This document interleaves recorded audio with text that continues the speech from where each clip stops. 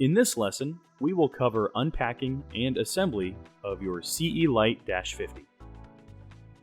Start by opening the box and remove the contents of the box and put them to the side. Next, pull out the cutter and remove the styrofoam caps and remove the plastic sheet cover. Next, carefully remove any packing tape as well as styrofoam packaging. Go ahead and remove the plastic cover to the screen. Next, make sure you have the following accessories that come with your CE LITE: a carrier sheet, the stock roller assembly, the power supply, the cross cutter and the blade tool, the USB cable,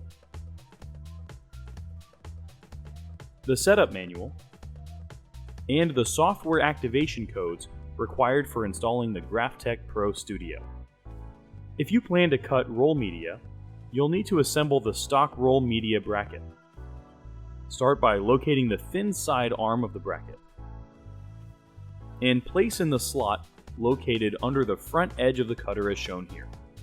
Go ahead and slightly lift the front edge of the cutter, hook the thin side arm into the slot, and gently lower the cutter while holding the piece in place.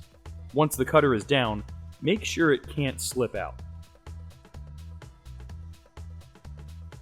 Do the same for the right roller bracket arm. Once again, make sure it doesn't slip out after it's installed. Next, insert the left roller bracket into the far left slot. Finally, insert the stabilizer crossmember. The final result should look like this. If installed correctly, the right roller bracket should move side to side to accommodate different roll sizes.